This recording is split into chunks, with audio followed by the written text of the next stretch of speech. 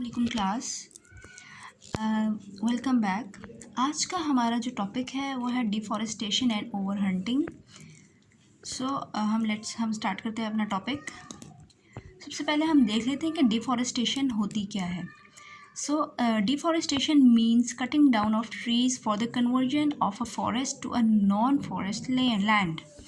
अब डिफॉरेस्टेशन हमारे पास क्या है, एक ऐसे एरिया से ट्रीज़ को कट डाउन कर देना जहाँ पे पहले बहुत सारे ट्रीज़ लगे हुए थे, उस जगह को कन्वर्ट कर देना एक ऐसे एरिया में जहाँ पे ऐसे लगे कि बिल्कुल ही कोई दरख्त जैसे था ही नहीं। तो इसका मतलब क्या हुआ कि एक जो हमारे पास फॉरेस्ट एरिया है उसको नॉन फॉरेस्ट एरिया में अगर कन्वर्ट कर देंगे हम, तो उसे हम क्या कह देंगे, डिफॉरेस्टेशन होगी। जो ट्रीज़ की कटिंग है उसको हम कह देंगे deforestation. The destruction of significant areas of forest has resulted in a degraded environment with reduced biodiversity. अब क्या कह रहे हैं वो कि जो डिस्ट्रक्शन है हमारे पास किसकी, फॉरेस्ट की, जो फॉरेस्ट हम ख़त्म कर रहे हैं उसकी वजह से हमारे पास जो एनवायरनमेंट है हमारा वो काफ़ी डिग्रेड हो गया, बहुत सारे उसको नुकसान पहुंचे हैं। रिड्यूस्ड है बायोडाइवर्सिटी के साथ। बायोडाइवर्सिटी का मतलब क्या है, वैरायटी जो है हमारे पास स्पीशीज़ की वो इसकी वजह से काफ़ी कम हो गई है। अब हम देख लेते हैं कॉजेज़ और इफ़ेक्ट्स क्या हैं डिफ़ॉरेस्टेशन के, कि डिफ़ॉरेस्टेशन हो क्यों रही है और जो हो रही है उसके असरात क्या हैं हमारे एनवायरनमेंट पर। Sometime there is slow forest degradation and sometimes sudden and catastrophic clear cutting for urban development. अब हमारे पास क्या है, समटाइम्स, तो अब हमारे पास सिचुएशन पर डिपेंड करता है। कुछ टाइम में तो हमारे पास ऐसा होता है कि जो फॉरेस्ट की डिग्रेडेशन है, मतलब फॉरेस्ट की कटिंग है, वो बहुत ज़्यादा स्लो होती है। मतलब आहिस्ता, कोई साल में एक दरख्त काट लिया या हाफ एन ईयर में हम लोग एक दरख्त काट लें तो वो हो जाएगी हमारे पास slow forest degradation. And sometimes sudden and catastrophic clear cutting for urban development. या फिर ऐसा हो सकता है कि अचानक से या कोई कैटास्ट्रॉफिक कोई नागहानी आफत कोई आ जाए, जैसे आंधी आ जाए, फ्लड आ जाए, तो जिस तरह के जो भी हमारे पास, या फिर जो हम पूरे का पूरा एरिया कवर निकाल देते हैं ट्रीज़ का, किसके लिए, अर्बन डेवलपमेंट के लिए, शहरी ज़िंदगी की मज़ीद उसको डेवलप करने के लिए, या मज़ीद हम लोग जो प्रोजेक्ट्स वगैरह बनाते हैं घर बनाने के लिए, बहुत सारे पर्पसेस के लिए यूज़ करते हैं। तो या तो ये सडन भी हो सकता है या फिर हम लोग क्या कर सकते हैं, इसके स्लो भी हो सकती है और फास्ट भी हो सकती है डिफॉरेस्टेशन। तो दोनों टाइप की हो सकती है। Deforestation can be the result of deliberate removal of forest for wood, agriculture और urban development. अब डिफॉरेस्टेशन की वजह क्या हो सकती है हमारे पास, किसकी वजह से हो सकती है, ये जो या तो हम बहुत ज़्यादा अमाउंट में रिमूव करें फॉरेस्ट को, बहुत लार्ज अमाउंट में, ठीक है, फॉर वुड, किसके लिए, लकड़ी के लिए, जाहिर सी बात है हमें ट्री से लकड़ी मिलती है, वुड के लिए लेंगे, या फिर एग्रीकल्चर पर्पसेस के लिए। अब फॉरेस्ट अगर हम देखें, अगर आप लोगों ने वैसे जंगल वगैरह कोई देखा होगा, वहाँ पे कोई काम की चीज़ नहीं होती, बस सिंपली हमारे पास दरख्त होते हैं, ट्रीज़ होते हैं लार्ज अमाउंट में। लेकिन एग्रीकल्चर की जो हमारे पास लैंड होती है वहाँ पे हम लोग यूज़फुल चीज़ें, जिससे हम लोग अपने फ्रूट्स लेते हैं, अपने वेजिटेबल्स लेते हैं, अपने पर्पसेस के लिए यूज़ करते हैं, ठीक है। मैनी क्रॉप्स हैं हमारी, तो ये सिर्फ क्रॉप्स की लैंड होती है, इसके ऊपर कोई फॉरेस्ट वगैरह ऐसा सच नहीं होता है जिसे हम जंगल वगैरह कह सकें, ठीक है। या फिर अर्बन डेवलपमेंट के लिए कि हमने वहाँ पर कोई प्रोजेक्ट करना है, जैसे बहुत बड़ा एरिया हम क्लियर करके वहाँ पे पूरी कोई हाउसिंग सोसाइटी बना रहे हैं, तो इसके लिए जो हम लार्ज अमाउंट ऑफ फॉरेस्ट का एरिया जो क्लियर करते हैं वो उसके रिजल्ट में हमारे पास क्या हो जाएगी, डिफॉरेस्टेशन होती है। अब देखते हैं डिफॉरेस्टेशन का इफेक्ट क्या है हमारे पास। Deforestation affects the amount of water in soil and moisture in atmosphere. अब डिफॉरेस्टेशन किसको हमारे अफेक्ट कर रही है, वाटर की अमाउंट को सॉइल में, और मॉइस्चर किसके अंदर, एटमॉस्फेयर के अंदर, मतलब जो हमारे एनवायरनमेंट में नमी है उसको भी कम कर रही है deforestation. When there are no trees to keep soil in place there are more chances of soil erosion. जब हमारे पास कोई ट्री नहीं है, अच्छा, अब हमारे पास ट्रीज़ का एक और इम्पॉर्टेंट फंक्शन क्या है कि ये हमारे पास ज़मीन को उसकी जगह के ऊपर स्टेबल रखते हैं। अगर हम एक जगह से ट्रीज़ को रिमूव कर देंगे तो क्या होगा, वहाँ के जो हमारे पास ज़मीन होगी वो हमारे पास सही नहीं रहेगी और वो वेदर्ड हो जाएगी, मतलब वहाँ से टूट फूट का शिकार होकर वो छोटे छोटे रॉक्स में कन्वर्ट हो जाएगी, ठीक है। There are more chances of soil erosion. तो अगर वहाँ से हम ट्रीज़ रिमूव करेंगे तो सॉइल एरोजन हमारे पास ज़्यादा हो जाएगी, वही के सॉइल जो है टूट फूट का शिकार हो जाएगी और हमारे पास क्या हो जाती है, बंजर हो जाती है, को बिल्कुल प्रोडक्टिव नहीं रहती। Heavy rainfall wash soil into reverse. अब जब बहुत ज़्यादा तेज़ बारिश होती है तो उससे क्या होगा, अगर हमारे पास एक ऐसा एरिया जहाँ पे ट्रीज़ नहीं है तो क्या होगा, बहुत ज़्यादा अमाउंट में हमारे पास सॉइल जो होती है, ज़ाहिर है उसको वो बर्दाश्त ही नहीं कर पाती उसके प्रेशर को। तो क्या होगा, बहुत सारी अमाउंट ऑफ जो सॉइल है हमारे पास वो बह के पानी के साथ ही किसमें, दरियाओं में चली जाएगी। अब जब वो दरियाओं में चली गई, essential nutrients are washed out of soil.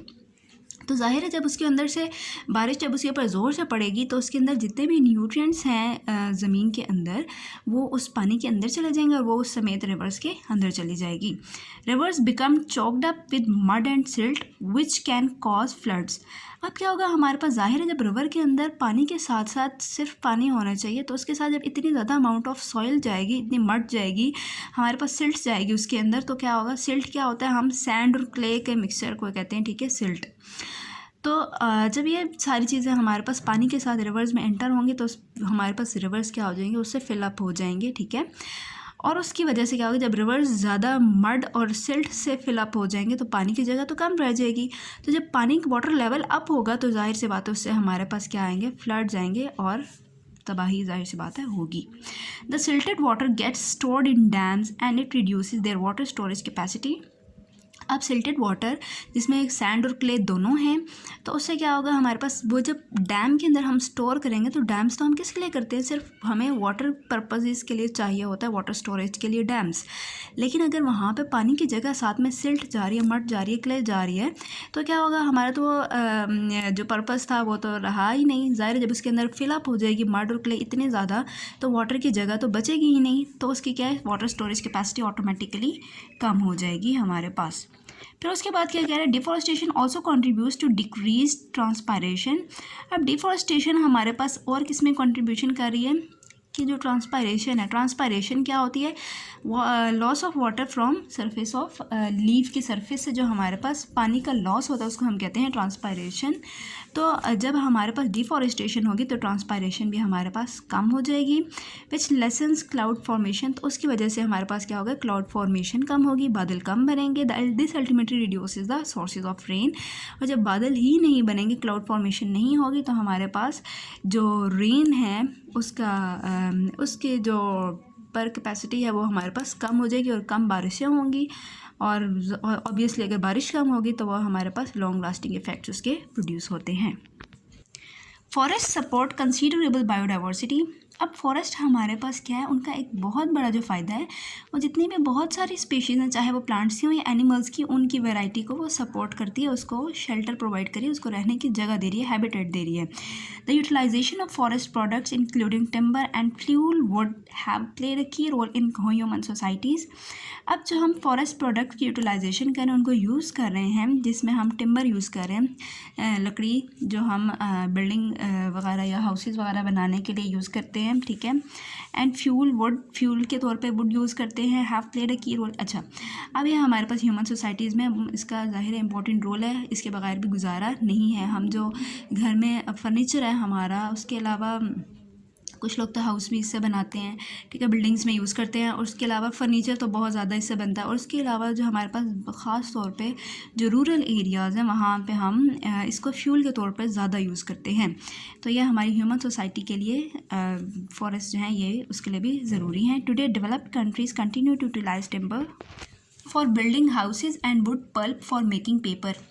तो अब जो डेवलप्ड कंट्रीज़ हैं हमारे पास, वो वुड को, फॉरेस्ट की वुड को किस लिए यूज़ कर रहे हैं, हाउसेस बनाने के लिए।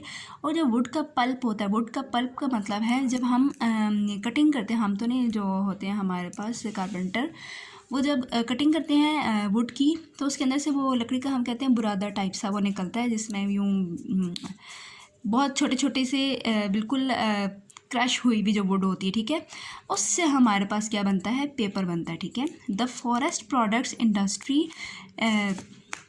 Is large part of the economy in developed and developing countries.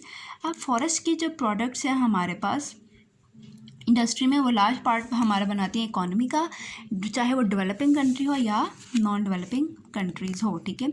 Short term economy gains made by the conversion of forest to agriculture often leads to loss of long term income। अब क्या कह रहे हैं, हम लोग अपने पहले थोड़े से फ़ायदे के लिए क्या करते हैं, फॉरेस्ट को रिमूव करवा देते हैं एक जगह से। थोड़ा सा फ़ायदा कैसे, इकोनॉमिक फ़ायदा हो रहा है। जब हम फॉरेस्ट को रिमूव करके एग्रीकल्चरल लैंड उसको बनाते हैं क्रॉप्स वगैरह ग्रो कराने के लिए, तो हमें पहले तो फ़ायदा होगा। ज़ाहिर है हम अगर क्रॉप्स वगैरह बेचेंगे तो उससे हमें प्रॉफिट तो आएगा, ज़ाहिर सी बात है, लेकिन उससे हमें लॉन्ग लास्टिंग जो है हमें इनकम का लॉस होगा। वो कैसे, जब हम ज़ाहिर है फॉरेस्ट रिमूव करवा रहे हैं तो हमारे एनवायरनमेंट पे हमें बहुत ज़्यादा इफ़ेक्ट प्रोड्यूस होगा। ग्लोबल वार्मिंग इंक्रीज़ हो रही है, रेन कम होगी, तो हमें ये सब चीज़ों के लिए आर्टिफिशियली हमें इनको प्रोड्यूस कराना पड़ेगा। तो जो आर्टिफिशियल टेक्निक्स यूज़ करनी पड़ेंगे उसके ऊपर हमारा ऑलरेडी इतनी इनकम खर्च हो जाएगी कि जो हमने थोड़े फ़ायदे के लिए एग्रीकल्चरल लैंड में कन्वर्ट किया था वो हम लोग उसको कवर नहीं कर पाएंगे। Forest extract carbon dioxide and pollutants from the air. हमें पता है कि फॉरेस्ट क्या कर रहे हैं, एक्सट्रैक्ट कर रहे हैं, रिमूव करा रहे हैं कार्बन डाइऑक्साइड को, और बहुत सारे जो एयर के अंदर पोल्यूटेंट्स हैं, जो हार्मफुल चीज़ें हैं, उनको रिमूव करा रहे हैं, thus contributing to the biosphere stability, environment की स्टेबिलिटी के लिए जो कि ये कंट्रीब्यूट करें, उसमें अपना रोल प्ले कर रहे हैं। Forest are also valued for their aesthetic beauty and tourist attraction. ज़ाहिर सी बात है फॉरेस्ट जहाँ पर भी होंगे वो अट्रैक्शन का हमेशा मरकज़ रहे हैं, चाहे वो टूरिस्ट के लिए हो या कोई भी बंदा जाएगा तो ठीक है, उसके लिए वो ज़ाहिर है उसको अट्रैक्ट करती है natural beauty. The important aspects of forest are also harm due to deforestation. तो अब जितने भी हमारे पास ये इंपॉर्टेंट एस्पेक्ट्स हैं फॉरेस्ट के, ये सारे के सारे हार्म्ड हो रहे हैं, इनको नुकसान पहुंच रहा है, किसकी वजह से, डिफॉरेस्टेशन की वजह से। In Pakistan too deforestation is a great threat to biodiversity. अब पाकिस्तान में भी हमारे पास डिफॉरेस्टेशन बहुत ज़्यादा हो रही है with the passage of time, तो इसकी वजह से हमें बायोडाइवर्सिटी को क्या हो रहा है, थ्रेट है, ख़तरा है। In the province Khyber Pakhtunkhwa, the closed canopy forests are shrinking at approximately 1% per year। अब अगर हम KPK की बात करें, क्लोज कैनोपी फॉरेस्ट कौन सा होता है, जिसमें बिल्कुल सनलाइट बहुत मुश्किल से नीचे जा सकती हो, मतलब इतना घना जंगल होता है, ठीक है। तो जो हमारे पास क्लोज कैनोपी है फॉरेस्ट की, वो क्या होती जा रही है, श्रिंक होती जा रही है। बहुत कम रह गए हैं हमारे पास ऐसे फॉरेस्ट जहाँ पे जो कि बहुत डेंसर होते हैं, जहाँ पे ट्रीज़ की तादाद बहुत ज़्यादा होती है। तो 1% पर ईयर हमारे पास वो कम होते जा रहे हैं। उसके अलावा अब हमारे पास एक छोटा सा टॉपिक है ओवर हंटिंग, इसको भी देख लेते हैं। Over hunting has been a significant cause of the extinction of hundreds of species and the endangerment of many more such as whales, ibex, urial, markhor etcetera. अब ओवर हंटिंग क्या है, ज़रूरत से ज़्यादा शिकार, ठीक है। अब एक तो है नॉर्मल लेवल पे अगर हम हंटिंग करें, शिकार करें तो ठीक है, कंट्रोल्ड इन्वायरमेंट में ठीक हो गया, लेकिन कुछ ज़्यादा ही जो शुरू हो गया है, ओवर कोई भी चीज़ होगी, excess of everything is bad, ठीक है। ज़्यादा जो भी चीज़ होगी वो कभी भी अच्छी नहीं होती। तो ओवर हंटिंग भी इसी तरह हमारे पास किसका कॉज है, ज़ाहिर है जब हम बहुत ज़्यादा शिकार करेंगे किसी एक चीज़ का तो आहिस्ता आहिस्ता वो ख़त्म होनी शुरू हो जाएगी। तो इसी तरह हमारे पास बहुत सारे जो स्पीशीज़ हैं एनिमल्स की, लेट सपोज प्लांट्स भी हैं, तो उसकी भी क्या हो जाएंगे, हमारे पास एक्सटिंक्शन होनी शुरू हो जाएगी और आहिस्ता आहिस्ता वो ख़त्म हो जाएंगे। अब इनमें हमें उन्होंने थोड़ी सी एग्जांपल्स दी हैं एनिमल्स की, कौन कौन सी, वेल है हमारे पास, आइबेक्स है, यूरियल है, मारखोर, ये हमारे पास नेशनल एनिमल है पाकिस्तान का, ये सब के सब एट्सेट्रा, और भी बहुत सारे हैं जो कि एक्सटिंक्ट होते जा रहे हैं ड्यू टू ओवर हंटिंग, ज़्यादा हंटिंग की वजह से। Commercial hunting both legal and illegal is the principal threat. अब जो कमर्शियल लेवल पर हंटिंग करते हैं, चाहे वो लीगली हो या उन्होंने अप्रूव कराया हुआ है, या फिर वो इलीगली छुप के जो हंटिंग करते हैं, दोनों तरह से ये जो स्पीशीज़ हैं उनको उससे ख़तरा है और ये हमें नहीं करनी चाहिए। Thank you so much. आज के लिए हमारा यही टॉपिक था।